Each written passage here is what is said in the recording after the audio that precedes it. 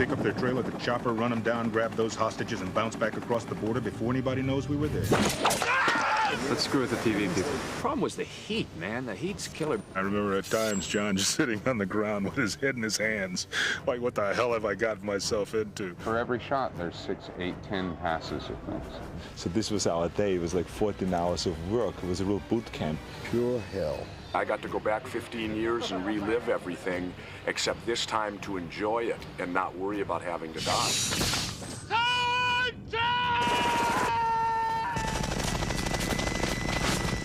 Shooting those many bullets coming through that gun, that power, it was an amazing experience. They don't put this in acting class. They'd have a bigger dropout rate. If it bleeds, we can kill it.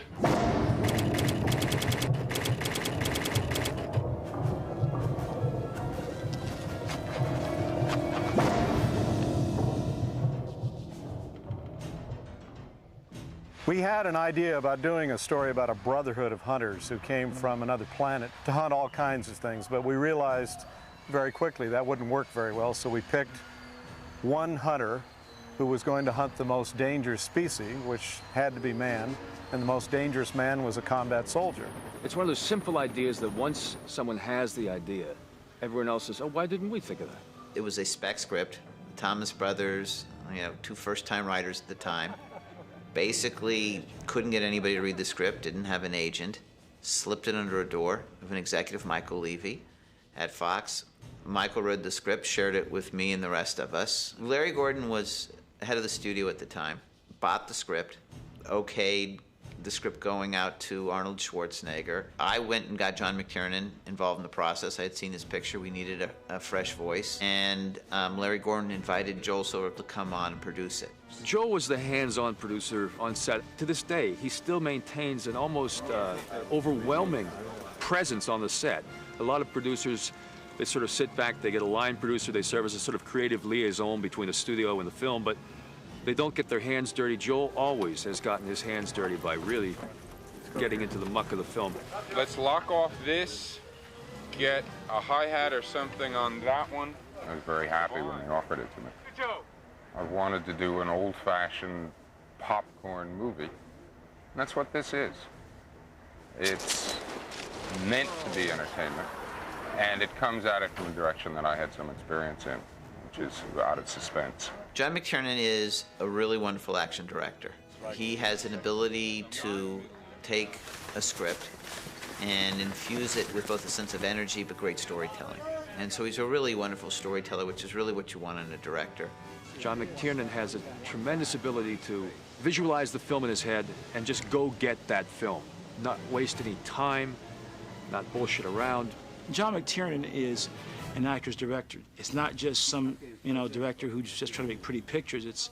He has a motivation for why this particular scene should be this way and what your character's motivation should be. He's very sure of himself. You guys are all around. I'm going to have to be careful the next couple days, aren't I?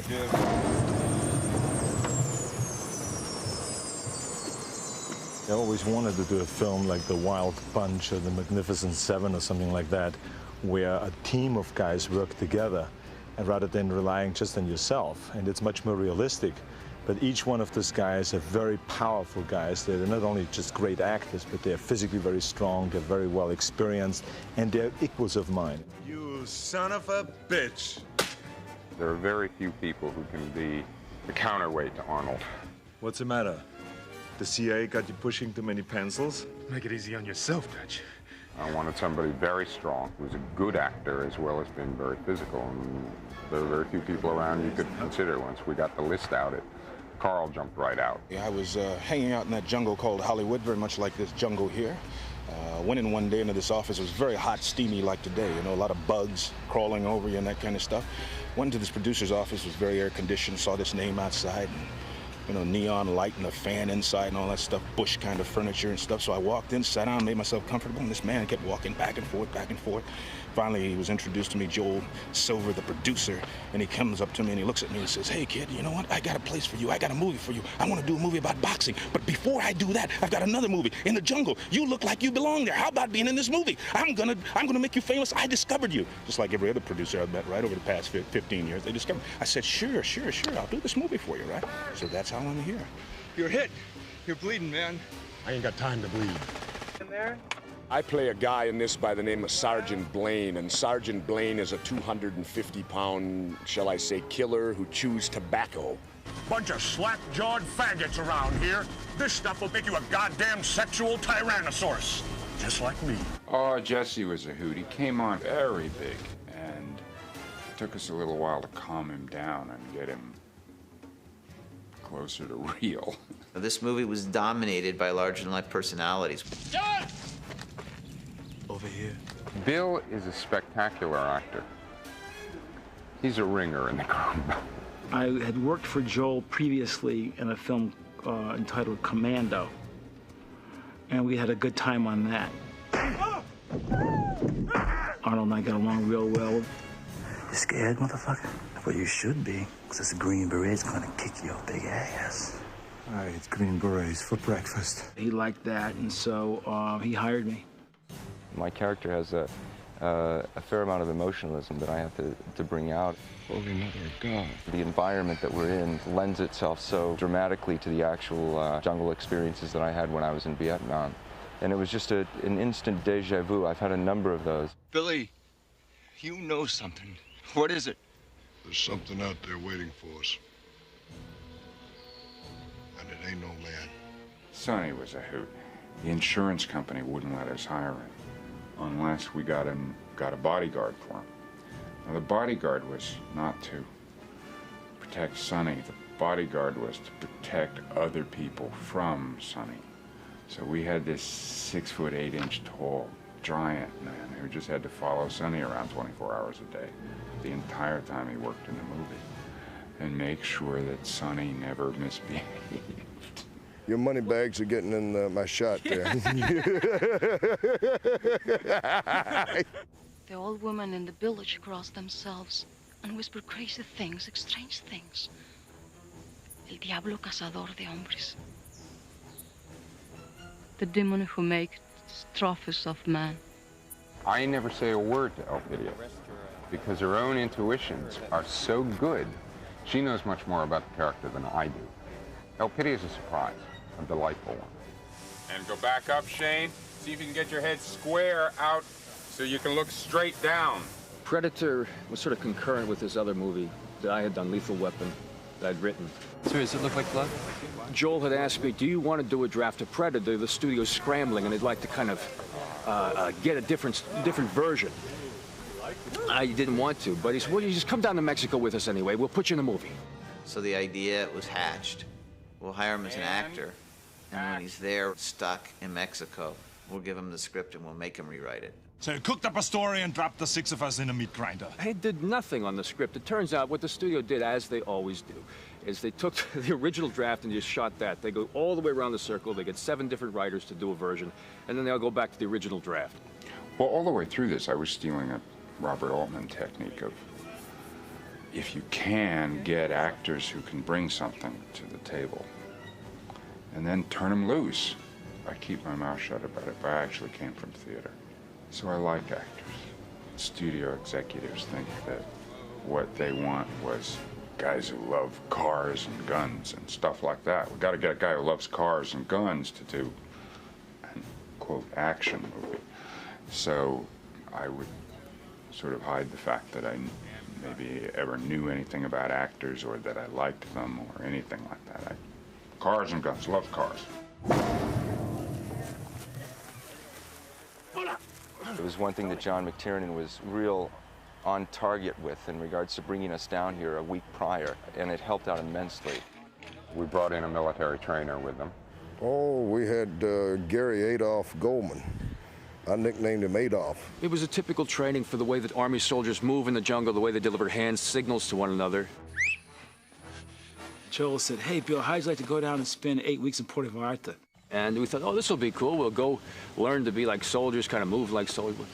Actually, it was kind of miserable and awful, and I got bee stung, and I got this and that. So their rehearsal period was, see you guys, you report to the truck in the morning, we're driving you 20 miles out, and you walk back. Gary really, in my mind, made a lot of things work that weren't in script necessarily, but we had a real feeling and a sense of camaraderie and what we were after, and also a sense of the how to do. You know, with a really realistic selection of guns and a really good weapons advisor and a good military advisor, you know, it lent an additional sense of realism. We had to take in 1 week and teach these guys how to make themselves look like combat veteran special forces soldiers. Jesse was a Navy SEAL. He didn't need the training. He cakewalked through the training because he was such a tough guy, you know. I'll put it this way, I wouldn't want to go in real with these guys, but I'll definitely do a film with them. I know Jesse voiced that opinion a couple of times. I don't agree with that. First morning I was there, Arnold says, hey, we're going to go to the gym and work out. There was a subtle sort of competition, I think. Get up at 4 in the morning because you want that pump, but you don't want the other guys to see you getting that pump, because when you walk onto the set, you know, and you look that good, it's got to be natural. You can't work out that hard. You know, nobody does. God just blessed you, you know. And so at 5:30 in the morning, Arnold's knocking on my door going, get up, we're going down to work out. And they would run for an hour and a half. Just run the hills of Puerto Vallarta. So I get up, go downstairs with them to work out, and they proceed to torture me. They work out for another 20, 30 minutes. They eat breakfast and get on the bus and go up into the interior. Arnold's going, more reps, more. You know what I mean? He goes, what are you, a wussy? Pick up that weight. After we finished work, they would come back, I'm not exaggerating, and run another hour and work out for another hour, eat, and then go to bed. Every once in a while, you know, you'd walk in there, of course, and there'd be another guy or 2 guys over in the corner pushing some iron, and, you know, I did a couple of times. You know, I walked in there and said hi to them and looked around and said, what are you guys doing? And wow, man, you guys are really working hard. And walk out, go find a place to get some coffee, wait till they're gone, and then go in after they're gone, you know. Give nothing away. Give nothing away. Well, 2 hours later, I couldn't move. I was completely unable, stiff, whatever. But not been more pain in my life. Arnold was taking great pleasure from this. The biggest thrill for me was when we hit wardrobe, and I happened to view Arnold's wardrobe tape, and when my arms taped out 1 inch bigger than Mr. Olympia's, that made Jesse Ventura feel pretty good. Well, I'm very happy about that, because then my joke worked. Because I told the wardrobe department they should tell him that, so I can bet him a bottle of champagne afterwards when he comes to the gym.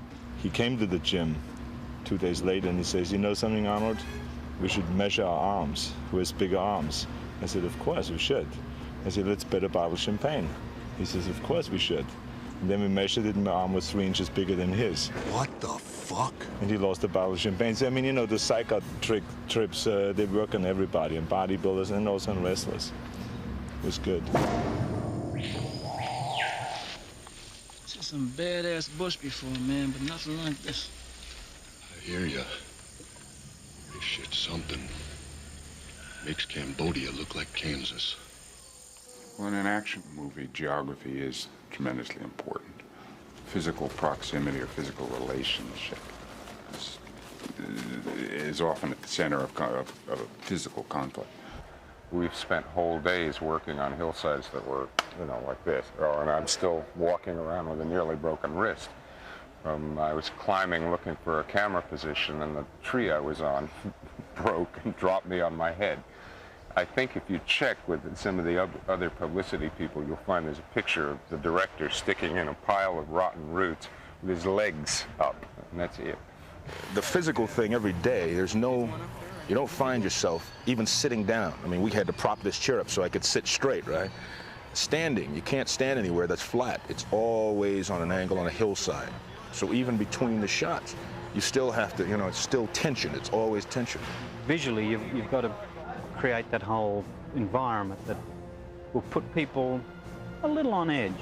It's a major minefield, and Don guided me through the minefield. I will be forever in his debt for that. All the accoutrements of gripping equipment and lighting and all the rest of it have had to be hauled up and down hills endlessly. Actually, very, very heavy, real jungle is cinematically not very interesting because you can't see anything. You know, your horizon ends at about 4 feet. We would wind up going through and trimming out leaves, not doing any damage, trimming out leaves so that you could see through at some distance. If you look at Predator just as a design of a film, it's extremely well designed. We've had to use the environments that John and the producer selected for us and basically make those work. And we've had to build some trees. We've built 4 or 5 trees out of styrofoam and fiberglass to try and get some of the scale back into the jungle, some of the big root systems and just the large trees that you don't find in these areas.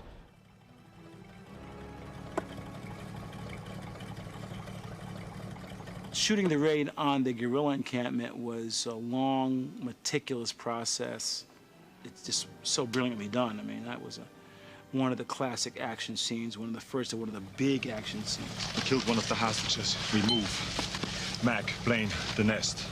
Billy, Pancho, the guard, Hawkins, Dillon, back up. As soon as they're set, I hit the fuel dump. Yeah, the challenge for me was conceptually, as far as the scope of the stunts, to what magnitude. Every stunt's been done, every application has been done. To me, it was come up with something new.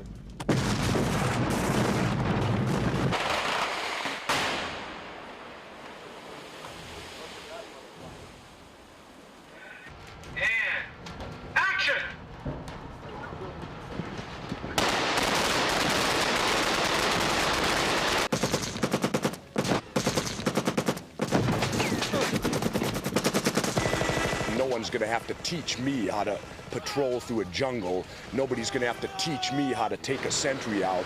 And nobody's going to have to teach me how to fire the most awesome weapon, handheld, the world has ever seen. Jesse had that huge Gatling gun, which makes so very little sense. I think it fires somewhere around the range of 3,000 to 5,000 rounds a minute. When this thing went, it was like the people were all set with their cameras, but no one took a picture because it was like, and they all just stood there. The cameras came down, the mouths dropped open. It was like everyone just. And that's a cut. Put him out. That's a... Sergeant, who hit us today? I don't know. I only saw one of them camouflaged. We never really saw the Predator, and that's one of the wonderful things about that movie. I mean, we saw, even when my character is shooting and the arm goes off and all that sort of stuff, what my character saw was this sort of apparition that looked like the plants, but he saw the movement. When you design for visual effects, there are many more parameters that have to be considered than just the camera in action. We have a red suit that he runs around in the jungle with, and we pull mats off of it. The full camouflage effect, which is made up of a bunch of concentric inlines, we call them. There'll be the film that created the Predator, the background, and what's inside the Predator. We're also doing the heat vision that it uses to see with, so that the audience doesn't just see heat, which is kind of a disorienting image. We are shooting regular color film of the background and also a heat image all at the same time, and then combining them together later optically. So in order to do that, both cameras have to see from the same perspective, which we accomplish with the beam splitter, so that the audience knows what they're looking at, and yet at the same time you can see a very startling and spooky image of what the Predator sees. So that then when those glasses come down, you're real close to the camera, actually. Okay. We have a lovely little guy who comes to us from the Optical House in New York, who takes measurements of everything, and the angles and this and that, and he's got a protractor alongside the camera and a surveyor's transit, and he checks absolutely everything and says, no, you can't shoot that, you can't shoot that. And he runs up and measures this and measures that. And 3 hours later, he says, all right, maybe you can try it. And that requires sometimes 6 hours to shoot 1 3-second cut. We had to go off and start shooting the movie, and they were late turning out the Predator, and we all were desperately anticipating, it's coming, it's coming, it's coming. Is it here today? No, tomorrow. Finally, the day it arrived. And they took the crowbars and pried it open and opened it and lifted it out of the box, and we all looked at each other and said, oh, are we in trouble? Yeah, I don't know. Maybe if you shoot it from a low angle up, it would look bigger, you know? It just was kind of like underwhelming. The original Predator was not the Predator that you saw. The original Predator was a red figure with one eye in the middle on kind of stilts that on wires and so on. I just remember standing there and looking across through the trees, and there's this giant red thing coming like this. Like just exactly what we had not been trying not to have, because it was impossible to move, and it was terrible. I shot a shot, 2 shots with the damn thing, and just sent it back to the studio saying, you really don't want us to continue with this, do you?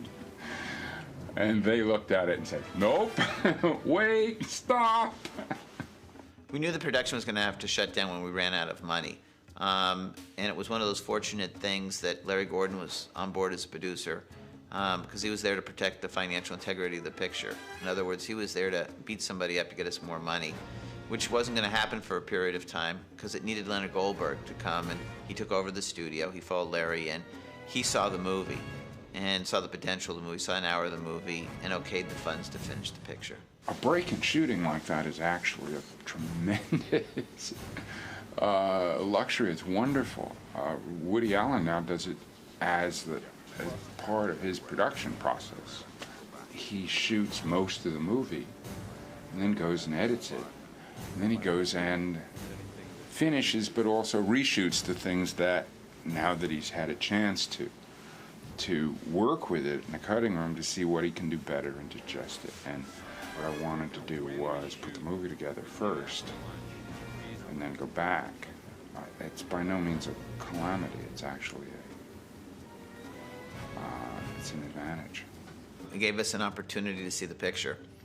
And, you know, I think that really affected the end of the movie because I think it was made bigger and more exciting and spectacular. And it's always great to be able to shoot the third act of a movie, knowing what the strengths and weaknesses of the first 2 acts are. And then we went to Stan Winston. It was wonderful. You're probably wondering why we brought you here today. Basically, what we're doing is making monsters. That's what we do, and we do it well. Stan had just done this before, and he knew how to go about it, and it was just a very different experience working with him. Joel Silver contacted me, and then I met with John McTiernan, and if I recollect, I believe it was Arnold that recommended that they contact me because, of course, Arnold and I had worked together on The Terminator and have remained very close friends ever since. What the hell are you? The creature design evolved given the springboard of the Rastafarian warrior that I had seen the drawing of that Joel had on an airplane flying to Japan with Jim Cameron sitting next to me. And while I was on this airplane flight to Japan, I was sketching concepts for the Predator. Jim Cameron looked over to me and says, you know, I always wanted to see something with mandibles. And I went, oh, really? Well, so what? I think Stan Winston gave the Predator a great look.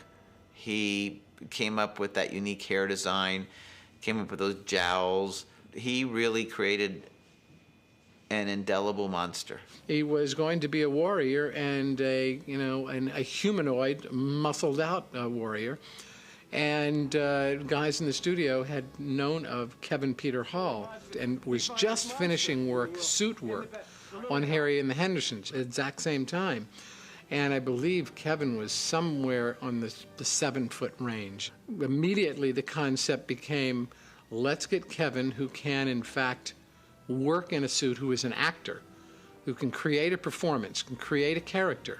And here is a guy who is huge. And next to Arnold would make Arnold look like a peanut. I saw them go by with this big mattress. They went into Kevin's room, so they could have 2 big queen-size beds, and he just slept across both of them because he was so big. And he wasn't just some big guy in costume. I mean, the way he moved and the menace and he took things off, you know. I just thought he was totally brilliant. The design of this Predator is really wonderful, and the concept of the character and the hunting down Arnold is fun. So there's already the incentive to get into it because, you know, you're going to be going after Arnold Schwarzenegger. But on top of all of that, there's creating a personality that the audience can relate to, you know, because without it, then it's just something from somewhere else. Whereas this is a real conflict, and it's real important in this movie that the audience get a sense of who Arnold is and a sense of this evil force that is chasing him down. Because he suffered so long in the damn suit, I had to make sure that he got his face actually on screen. What the? I've always wanted to play a heavy, and this is an excellent heavy. It kills for pleasure. He was skinned alive! It hunts for sport. He's killing us one at a time. But this time, If it bleeds, we can kill it. it's picked the wrong man to hunt. Arnold Schwarzenegger, Predator, rated R, now playing in theaters everywhere. I saw it in the theater in Westwood opening night, premiere, and it was like people were cheering. People loved the movie, and it did really well, and it had a really big opening night. It was the #1 film that weekend. My mother walked out. Now, and it's funny, my mother didn't walk out during all the pussy jokes.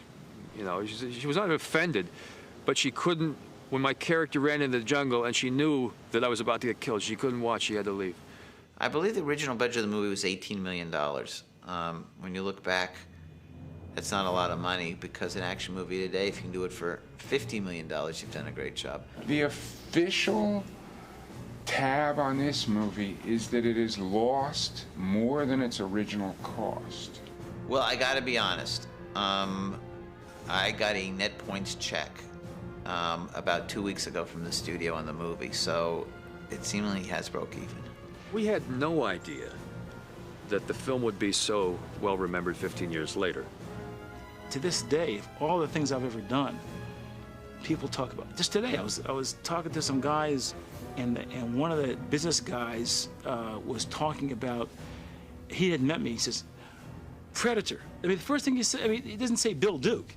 He says Predator. The strength of those characters is what draws us back. There's something about the characters that resonate for us, and you know, 15 years later, I guess those characters still resonate for a lot of people. I don't think the idea is dead even. They did a sequel, of course. You still see Predator T-shirts. It's a classic. It set a standard.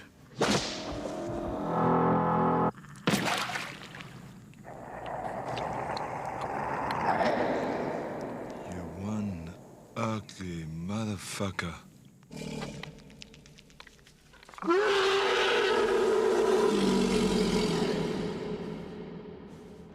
You're one ugly motherfucker. You're one ugly motherfucker. See, you can't do it because you have to do it with the accent.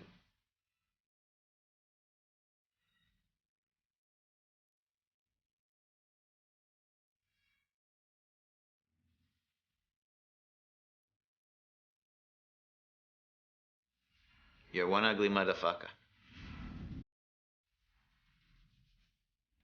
You're one ugly motherfucker.